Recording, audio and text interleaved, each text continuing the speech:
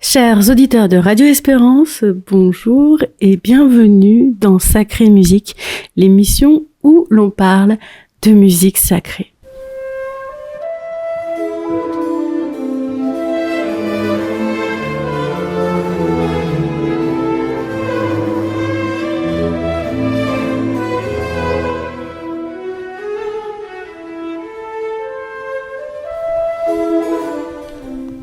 Nous écoutons Quam Dilecta Tabernacula, une œuvre des grands motets de Jean-Philippe Rameau. Jean-Philippe Rameau est le plus grand musicien des Lumières. Il naquit à Dijon et fut baptisé le 25 septembre 1683, jour probable de sa naissance. Deux de ses frères et sœurs firent de la musique leur métier. Catherine, qui enseigna le clavecin, et Claude, organiste, comme Jean-Philippe Rameau. On ne connaît rien de son enfance, mais il s'intéressa très tôt à ce qui deviendra son cheval de bataille plus tard, l'harmonie. On raconte que pendant les classes, il chantait ou il écrivait de la musique. Il devint très vite organiste et le revoici à Dijon en 1709, à l'orgue de Notre-Dame. C'est là qu'il compose ses motets à grand cœur et l'ouvrage qui lui assurera une renommée européenne, son traité d'harmonie. Il s'installe à Paris pour le reste de sa vie au début de 1723. En 1724 paraît chez Boivin son deuxième recueil de pièces de clavecin qui obtient, nous y reviendrons, un succès considérable. Quand ses contemporains parlent de son style, ils évoquent des accords surprenants, des intonations qu'on avait crues impraticables. Plus loin, ils ajoutent « Les sens étaient émus et l'harmonie enlevait les spectateurs à eux-mêmes sans leur laisser le temps de réfléchir sur la cause des espèces de prodiges qu'elle opérait. »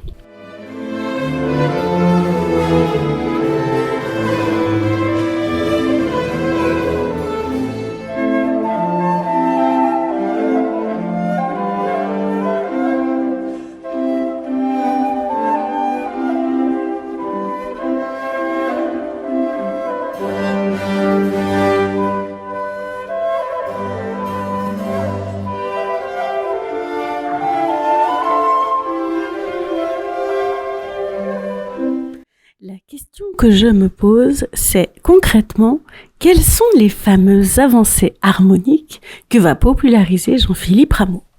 Déjà, je dois vous expliquer qu'un son n'est pas seulement une note, mais la combinaison de plusieurs sons qu'on appelle des harmoniques. Par exemple, si on entendait une guitare qui chantait ce Fa, pour l'harmonique 2, on a Fa, à savoir la même note que le Fa, mais une octave au-dessus, c'est-à-dire 8 notes au-dessus. Je vous remonte ce Fa. Fa. L'harmonique au-dessus est un Fa. Mais ce n'est pas tout. L'harmonique 3 est un Do. Et donc, ce premier Fa de la guitare est donc composé de plusieurs sons. D'abord, la fondamentale, le Fa, l'harmonique 2, le Fa, le Do en harmonique 3. Et ce n'est pas tout. L'harmonique 4 est un Fa, l'harmonique 5 est un La, et l'harmonique 6 est un Do. Et c'est pareil pour n'importe quel instrument. Ce qui veut dire que ce qu'on perçoit comme un son pur et simple, une seule note, est en fait l'adéquation de plusieurs notes différentes qui sont mêlées les unes dans les autres.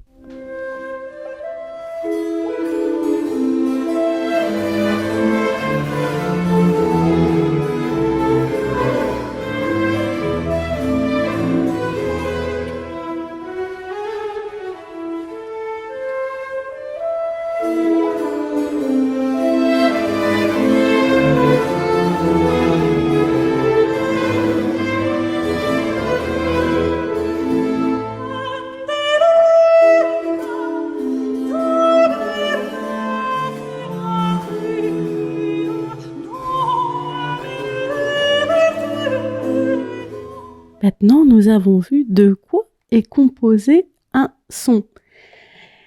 De tous les temps, ces musiciens se sont intéressés à la décomposition du son et ils ont parlé de l'enchaînement des accords en la justifiant par des règles dites naturelles.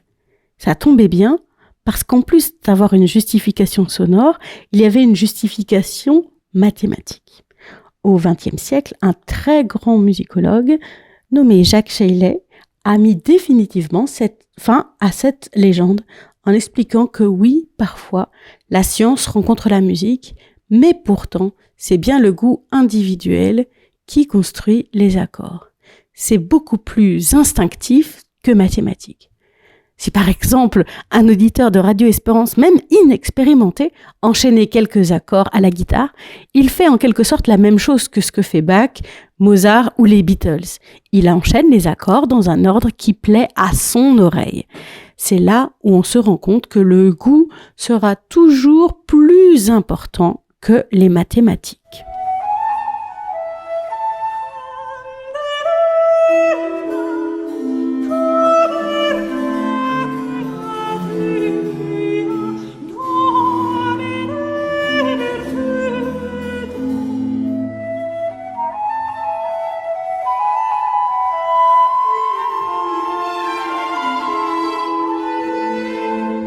Mais retournons à Rameau. Lui, il est vraiment pour la théorie mathématique et il défend aussi la musique française contre la musique italienne qui est aussi très populaire à son époque. Que trouve-t-on dans ce fameux traité d'harmonie ? Il est composé de 4 livres, ce qui en fait un traité vraiment complet. Notons certains titres intéressants comme « Tout ce qui peut servir à rendre une musique parfaite », principe de composition, principe d'accompagnement. Pour vous, chers auditeurs, j'ai pris le temps de remonter le temps pour me plonger dans ce traité et je dois vous dire qu'il commence très tristement. Rameau fait des maths, comme tous ceux qui l'ont précédé et beaucoup de ceux qui le suivront. Dans le 2e livre, cependant, il explique ce qu'est la note basse et à quoi elle sert. Il dit « La basse a la propriété de soutenir, d'établir et de fortifier les autres parties. » Il nous explique donc que la basse est la charpente de la maison. C'est intéressant aussi car il ne parle pas de couleur d'accords, comme pourrait le faire Debussy, mais il nous dit que certaines notes ajoutées à l'accord de base peuvent produire une amertume. J'ai beaucoup aimé le mot amertume. Et c'est pour ce genre d'informations que c'est intéressant de le lire, parce que du coup, on n'a pas seulement des mathématiques, mais aussi le témoignage d'un musicien qui partage ses goûts particuliers.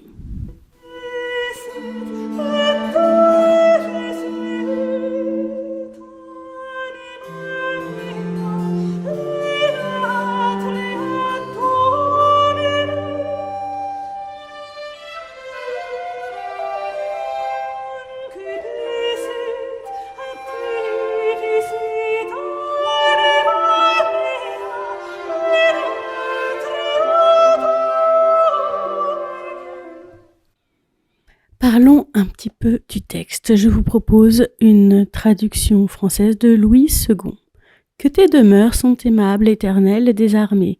Mon âme soupire et languit après les parvis de l'Éternel. Mon cœur et ma chair poussent des cris vers Dieu vivant.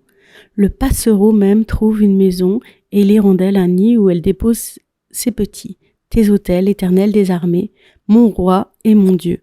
Heureux ceux qui habitent ta maison, ils peuvent te célébrer encore.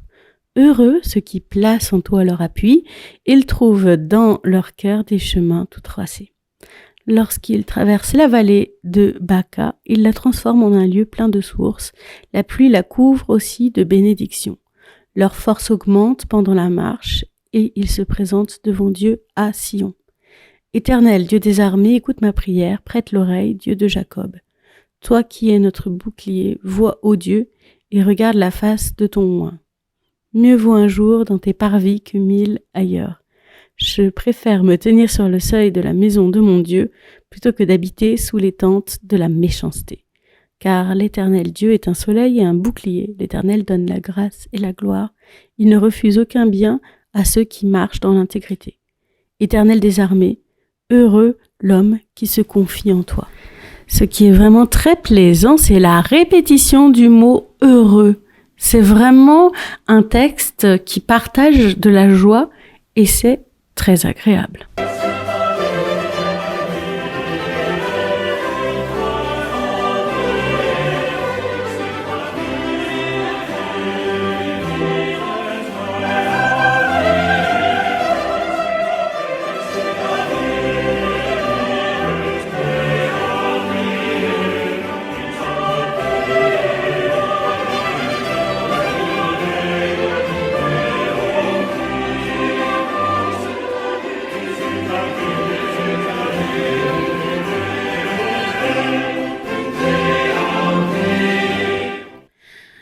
Je vous fais à présent écouter un passage dans une tonalité beaucoup plus mélancolique, mais qui garde aussi cette beauté vraiment caractéristique à la musique de Rameau.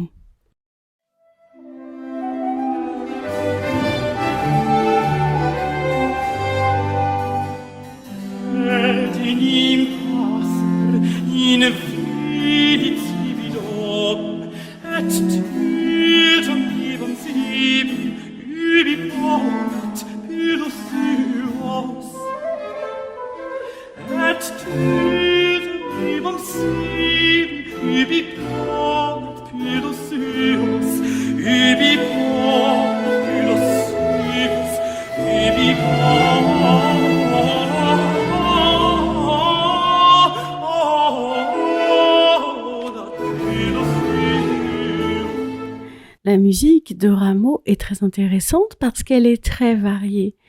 On alterne des passages de chœur, des passages solistes, et cette science de la dramatisation orchestrale et vocale vient quand même beaucoup du fait que Rameau a beaucoup écrit pour l'opéra. Il aimait beaucoup voir ses œuvres sur scène.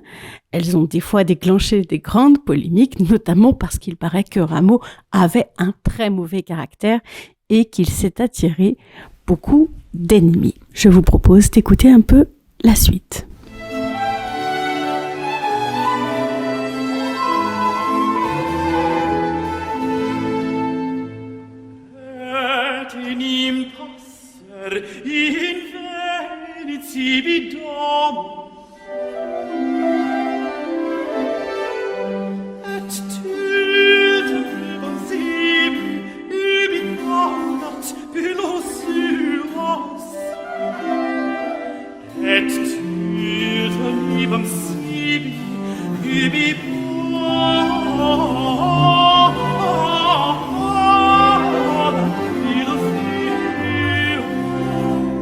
Je suis toujours frappée en écoutant cette musique à quel point les vocalises ont vraiment des places très très importantes dans le discours.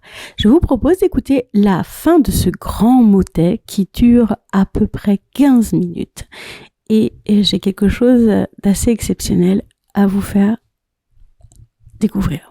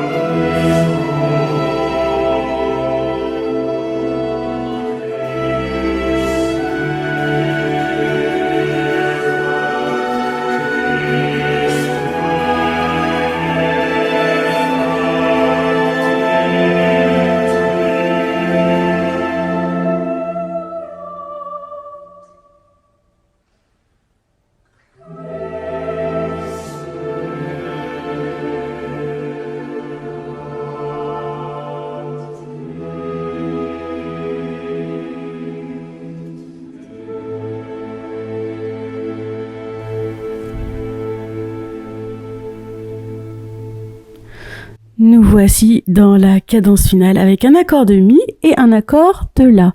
C'est parti.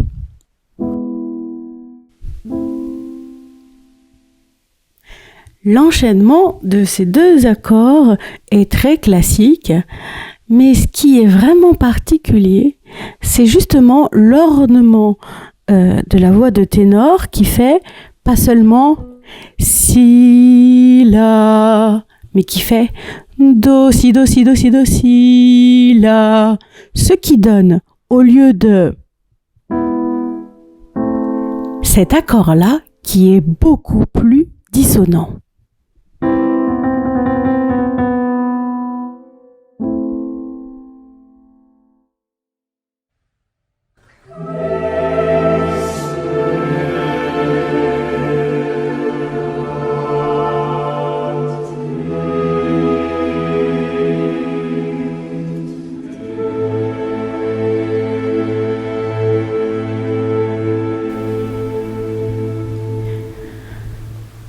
Merci, chers auditeurs. Alors, les sources de cette chronique, Jean-Philippe Rameau, qui était fait par Christophe Rousset, Actes Sud, les sources iremus.cnrs.fr, Jacques Sheillet, Google Livres. On a écouté une version de Vox Luminis. Voilà, je vous remercie pour votre fidélité à Radio Espérance et à cette chronique. Je vous souhaite de passer une excellente journée.